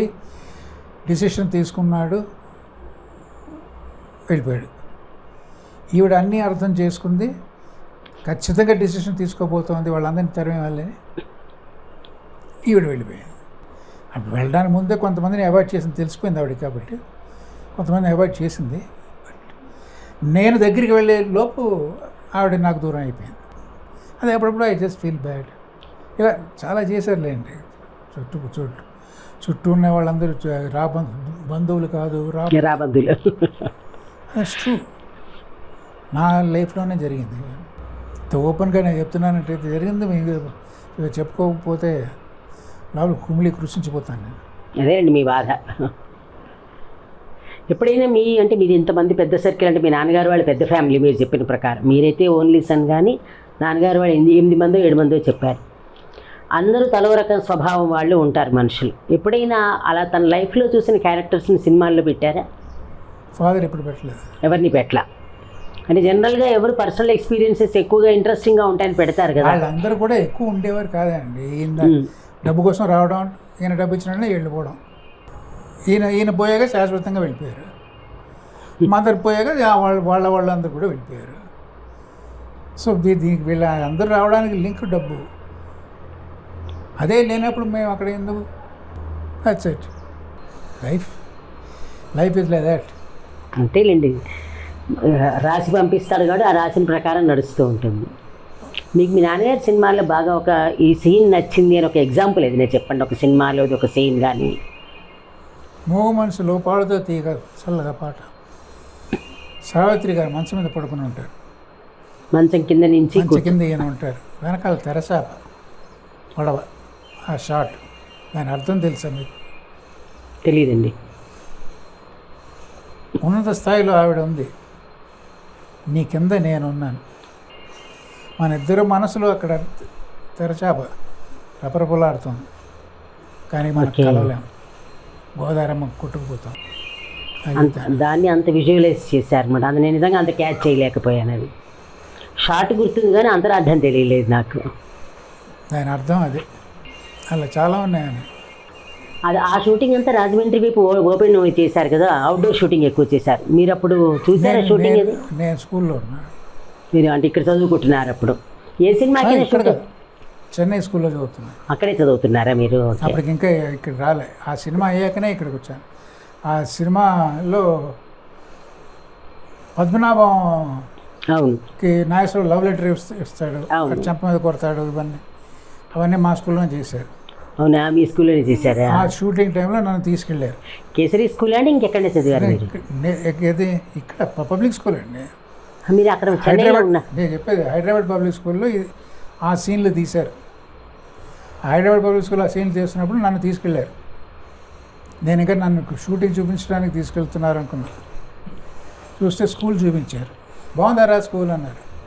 చాలా బాగుంది, భలే ఉంది అన్న. చదువుకుంటావా అన్న. నమ్మరండి, next day morning application form ready. Shooting చూపించి సినిమా చూపించారు మీకు? అదే అయిపోయింది మొత్తం. ఏడ్చారా అక్కడ జాయిన్ చేసినందుకు? ఏడ్చారా అప్పుడు మీరు? వారం రోజులు. ఇంక తర్వాత అలవాటు పడిపోయారు. అలవాటు అయిపోయింది. అందరు ఫ్రెండ్స్ అందరూ అంటే నాతో పాటు వచ్చిన వాళ్ళు, నా ఏజ్ గ్రూప్ వాళ్ళందరూ వాళ్ళు కూడా ఏడవడం మొదలెట్టారు. సో నువ్వు ఏడుస్తాను, నేను నీకంటే బాగా ఏడుస్తాను అని చెప్పి ఏడ్చాను. పోటాపోటీగా వాళ్ళు తగ్గారు, నేను తగ్గాను, అయిపోయింది. మూడు మనుషుల్లో మీకు ఆ ముగ్గురు క్యారెక్టర్స్లో ఎవరి యాక్షన్ నచ్చింది? ఏ క్యారెక్టర్ బాగా నచ్చింది? జమున గారి characterization one of the greatest characterizations. ఆవిడ లైఫ్లో కూడా అది మెమరబుల్ క్యారెక్టర్ ఆవిడకి. ఎప్పుడైనా ఆ సినిమా గురించి మీ నాన్నగారితో మీరు మాట్లాడారా? నాన్నగారు ఈ సినిమా ఎలా తీశారు అట్లా ఏమైనా మాట్లాడలే? అసలు మెత్త వచ్చేది ఆయనతో మాట్లాడడానికి. భయానికే అంతే, ఎక్కువ మాట్లాడు. 1-2 మాటలు అవి కూడా ఆగలేవు. అంటే ఇద్దరు ఎవరి దగ్గర? అమ్మగారి దగ్గరే చనువు ఎక్కువ మీకు? కొంచెం ఆవిడతో ఫ్రీగా మాట్లాడతాను. ఏదైనా కావాలన్నా అక్కడి నుంచి ఇలా వస్తాం. రికమెండేషన్ కొద్ది రోజులు అది పలకలేదు. సో ఇలా ట్రై చేసాం, ఇలా కొంచెం పలికింది. అలా ఇలా కాకపోతే అలా, అలా కాకపోతే ఇలా తిరుగు. లైఫ్ అంతా కేర్ఫుల్గా వెళ్ళింది. తర్వాతనే తెచ్చుకుని మేకులు కొట్టారు, అయిపోయింది. ఇంకొకటి కూడా ఇప్పుడు చూడండి, మళ్ళీ సుమంగళి గురువు అని నాన్నగారితే కదా సుమంగళి సినిమా. తర్వాత ఈ మంచి మనుషుల సినిమాలు అంటే ఇప్పుడు మేము అబ్జర్వ్ చేసింది ఏంటంటే ఆదుర్తి సుబ్బారావు గారు తీసిన సినిమాల్లో విషాదం ఉండదు సాధారణంగా. ఒకటి రెండు పక్కన పెట్టండి. హీరోయిన్ క్యారెక్టరు హీరోకి దూరం అయినప్పటికీ ఒక పాజిటివ్గా పెట్టారు. ఆయన ఎప్పుడు పాజిటివ్ థింకింగే ఉండేదా? చాలా పాజిటివ్ థింకింగ్, చాలా పాజిటివ్. ఇవాళ కాకపోతే రేపు అనేది ఆయనకు ఉంది. ఆ పాజిటివ్ థింకింగ్తోనే ఆయన ముందుకు సాగారు. మీకు ఆయన నుంచి ఆ పాజిటివ్ థింకింగ్ వచ్చింది అనుకుంటున్నారా? చాలా. ఏమి లేకపోయినా ఉంది, వస్తుంది నమ్మకంతో ఉండేవాడిని. ఆయన అట్లా ఇప్పుడంటే పాజిటివ్ థింకింగ్తో ఉన్నారు అని అంటే కొన్ని ఎదురు దెబ్బలు తగిలి ఉంటాయి ఆయనకి. అట్లాంటివి ఏమన్నా తెలుసా మీకు? సినిమాలే పోయాయి కదండి. సినిమాలు పోవడం అది మనం ఒక్కొక్కసారి మన స్వయం కృతం అని కూడా అంటూ ఉంటాం మనం. అలా కాకుండా ఏదైనా సినిమా కథ మొదలైపోయి వాళ్ళు ఎవరైనా నిర్మాత ఇబ్బంది పెట్టి ఆగడం కానీ, లేదంటే ఆర్టిస్టులు ఎవరైనా ఇబ్బంది పెట్టడం కానీ అలాంటి ఏ సినిమా లేదు, ఎప్పుడు లేదు. ఒకే ఒక సినిమా, హిందీ సినిమా, అది చెప్పారుగా మీరు ఇందాకను, అది కూడా సాల్వ్ అయిందండి. అలాంటిది ఏం జరగలేదు, అలా ఏది జరగలేదు. ఇప్పుడు ఏదైనా సినిమా తీసేటప్పుడు ఒక మనసు, ఇందాక మనం అనుకున్న మనసులు అని చెప్పి మనసుకు సంబంధించిన సినిమా గురించి అలా పెట్టినప్పుడు, లేదంటే ఏ సినిమా కథ గురించి అయినా మాట్లాడేటప్పుడు ఇంటి దగ్గర కొంచెం ఆయన మూడ్ ఏమైనా మారినట్టుగా ఉండేదా? క్యాజువల్గా ఉండేవారు, సినిమాకి దీనికి సంబంధం లేదు. ఆయన చాలా తక్కువ వర్క్లోనే, ఇంటికి వచ్చాక మామూలుగా ఉండేది. తర్వాత మళ్ళీ మాకే సొంత ఎడిటింగ్ రూమ్ ఉండేది, అక్కడికి వెళ్ళాక మళ్ళీ వర్క్ ఎడిటింగ్. ఇంట్లో ఫ్యామిలీతో అనేది సినిమా గురించి ఎక్కువ మాట్లాడేవారు కాదు, ఓన్లీ ఫ్యామిలీ థింగ్ మ్యాటర్స్. పైగా ఆయన మాట్లాడితే తక్కువ, ఎందుకంటే ఆయన రావడమే లేటుగా వచ్చేవారు, పనులు ఫినిష్ చేసుకుని వచ్చి భోజనం చేసి పడుకునేటప్పటికి అయిపోతుంది, మళ్ళీ పొద్దున్న లేచి బయలుదేరిపోయారు. ఇప్పుడు ఇంటి దగ్గరికి వస్తే నేను ఒక డైరెక్టర్ని అన్న హోదా అని ఉండేదా? మామూలుగా క్యాజువల్గా నాన్న అన్నట్టే ఉండేవారా?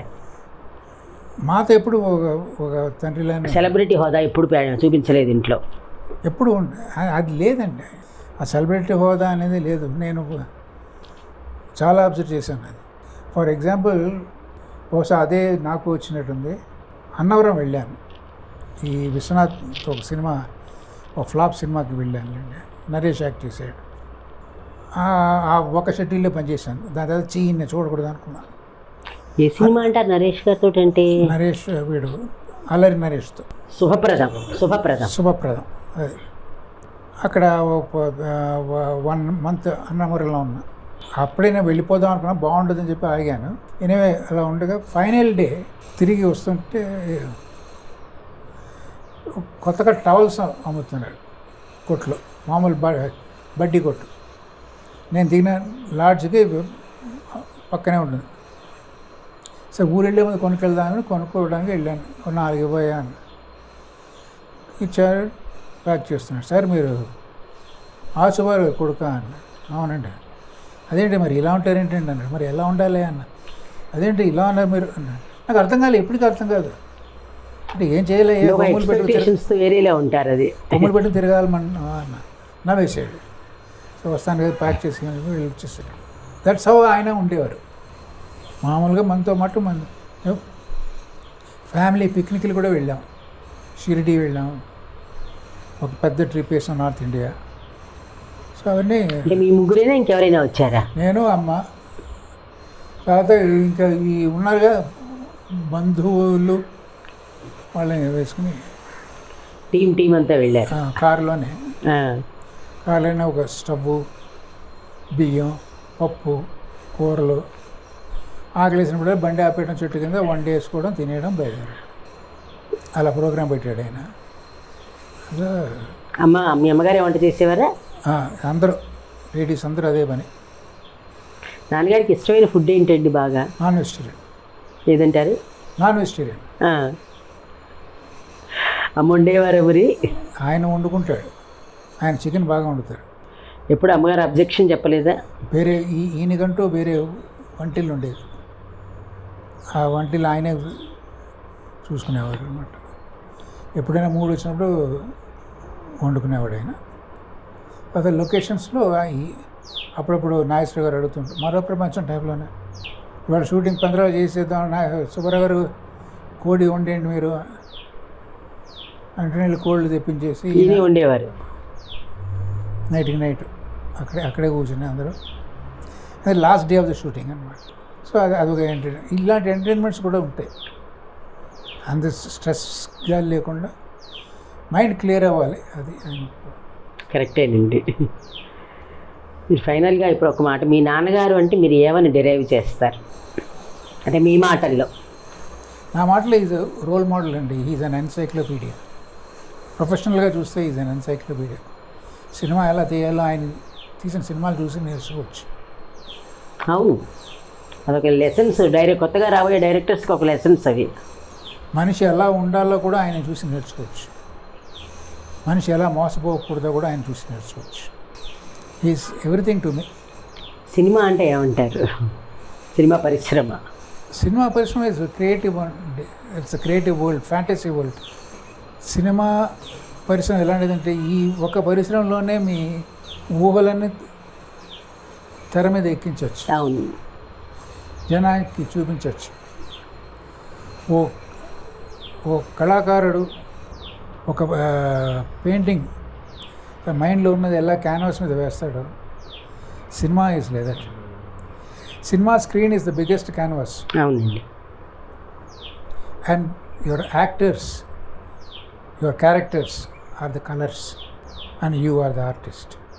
That is cinema industry. బాగుంది, మంచి మాట చెప్పారు. ఓకేనండి, ఇంకేమైనా చెప్తారా మీరు? చెప్పాలంటే ఏం లేవు. అంటే మాకున్న పరిజ్ఞానం వరకు అడగగలుగుతాం, కానీ అంతకు మించి అడగలేం కదా మేము కూడాను. ఏదైనా సినిమా ఎక్స్పీరియన్స్ ఏదైనా చెప్తారా? నాన్నగారితో తీసిన ఒక సినిమా అనుభవం ఏదైనా? ఆయన సరదాగా ఒక ఇన్సిడెంట్ చెప్తాను. తేనె మనసులు షూట్ చేస్తున్నారు, ఊటీ వెళ్ళారు వీళ్ళందరినీ వేసుకుని. 15 రోజులు షూటింగ్. 15 రోజులు కూర్చున్నారు, ఎండ లేదు. వెళ్ళడం కూర్చోవడం లొకేషన్లో, వర్షం, వీళ్ళు ప్యాక్ ఆడడం.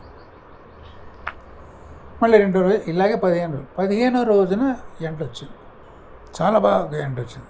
ఇంకా నాన్నగారు పార్ట్నరు వీళ్ళందరూ, కెమెరామ్యాన్ వీళ్ళందరూ రెడీ అందరూ, కృష్ణ, శోభన్, మన రామ, వీళ్ళందరూ మేకప్ వేసేసుకుని ఉత్సాహంగా వచ్చేసారు, నటించేయాలని.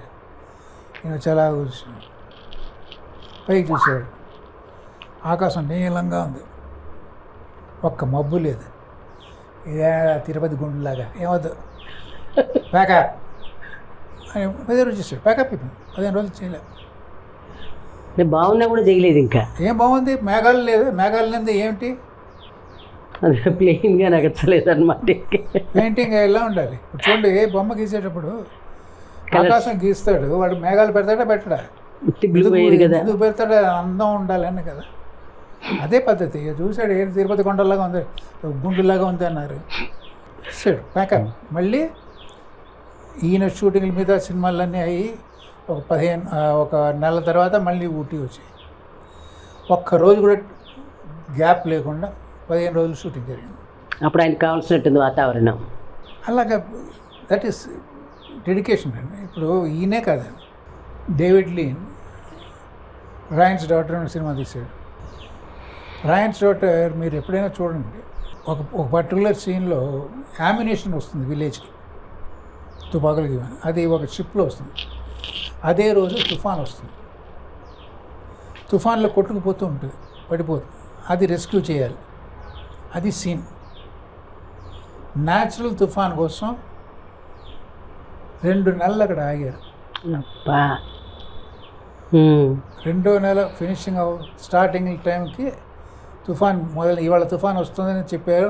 ప్రతిరోజు తుఫాన్ వస్తుందంటే రాదు, వస్తుంది అని తెలిసాక మొత్తం ఒక 6-7 కెమెరాలు రెడీ చేసి పెట్టేశారు. అని స్టార్ కెమెరా ఇష్టం వచ్చిన చేసి దూకేండి, లోపలికి దూకేసి చేయడం. తుఫాన్ వస్తుంది, హెవీ రెయిన్, వెళ్ళారు. యాక్షన్ మొత్తం 7 కెమెరాలు ఎక్స్పోజ్ చేశాడు. తర్వాత ఎడిటింగ్ రూమ్లో కూర్చొని ఎడిట్ చేసేయచ్చు. అది డెడికేషన్. అది ఎంత న్యాచురల్గా ఉంటుంది. ఇప్పుడు మనం ఏదో ఎంత ఫ్యాన్లు పెట్టి ఫైర్ ఇంజిన్ పిలిపించి ఎంత కొట్టినా మీకు తుఫాన్ రాదు, కొంచెం అంటూ ఉంటుంది. అది అలాంటి డెడికేషన్స్ చాలా ఇది ఉంది. బెన్హోర్, అవునండి, పాత బెన్హోర్ ఎన్ని కెమెరాలు పెరిగాయో తెలుసా అండి. ఆ గుర్రాల రేస్కి, చారిట్ రేస్ ఒరిజినల్గా తీశారు కదా, చక్రాలకి కూడా కెమెరా కట్టారు. అదేందుకు డెడికేషన్. అలా డెడికేషన్ ఉంటే యూ కెన్ డూ ఎనీథింగ్ అండి, యూ కెన్ క్రియేట్. ఆ డెడికేషన్కి మీకు సపోర్ట్ ఉంటారు. ఎందుకు సార్ ఒక 2 కెమెరాలు పెట్టుకుని చాలు, ఒకటి పైన పెట్టుకుని కింద పెట్టుకుని వాళ్ళే చెప్పారు, ప్రొడ్యూసరే చెప్తాడు మనకి. ఒక ప్రొడ్యూసర్ నేను మానేదంటే వచ్చేసాను నా గదిలోంచి సినిమా కోసం వెళ్తే మాటల్లో ఏముందండి డైరెక్షన్, యాక్ట్ స్టార్ట్ యాక్షన్ కట్టే కదా, కెమెరా పెట్టుకుని కొట్టాడు అక్కడ కట్ట కొట్టిపోతాడు, మీరు చెప్పడం అదే డైరెక్షన్, ఏముంది పెద్ద గొప్ప డైరెక్షన్ అన్నాడు. అవును సార్ కరెక్ట్, అది కూడా నాకు రాదండి అని చెప్పి వచ్చేసాను. అలా కొందరు ఉంటారు డిఫరెంట్. కొంతమంది ప్రొడ్యూసర్స్ కూడా ఆ ఇంట్రెస్ట్ చూపించి ఎంత చిన్న డైరెక్టర్ అయినా సపోర్ట్ ఇచ్చాడు అనుకోండి, ప్రోడక్టే మీకు బాగుంటుంది కదా. నాన్నగారు కంటెంపరీ డైరెక్టర్స్లో మీకు బాగా ఇష్టం ఎవరండి? నాన్నగారితో పాటు పనిచేస్తున్న ఆ టైంలో వాళ్ళు. ఆ టైంలో నాకు పుట్టన కనగలు బాగా ఇష్టం. తెలుగులో మా ఫాదర్ తప్పితే ఇంకెవరు లేరు. రాఘవేంద్ర గారికి ఇష్టం. రాఘవేంద్ర గారు ఫ్యాన్ నేను.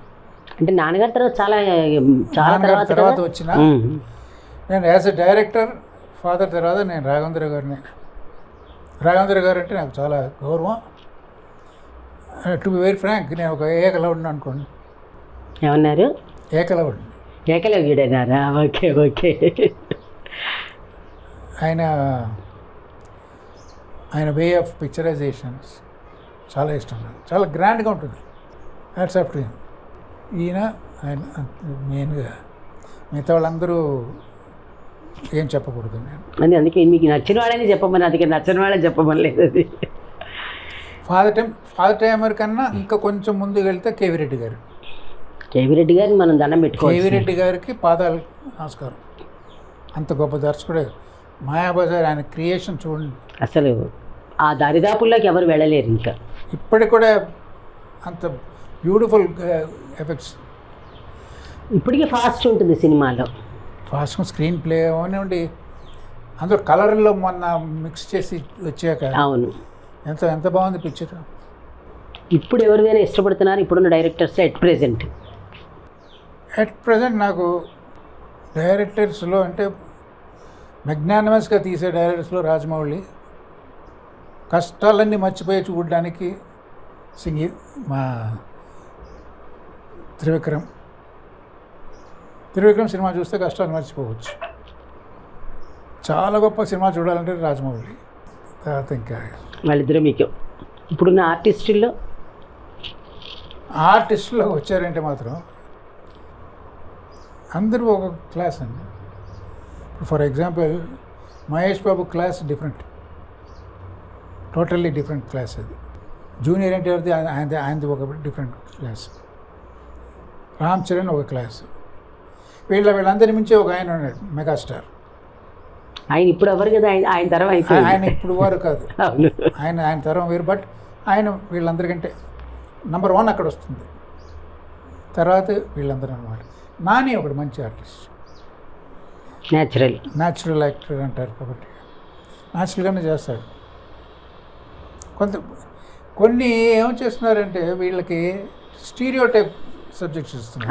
అవునండి, అదే టైప్ ఆఫ్ క్యారెక్టరైజేషన్, దాంతో స్టేల్ అయిపోతారు. అది బట్ అది time should tell them. Correct. ఇది ఈరోజు ఆదుర్తి సుబ్బారావు గారి అబ్బాయి ఆదుర్తి సాయి భాస్కర్ గారితో వైజయంతి మాటామంతి. నమస్కారం.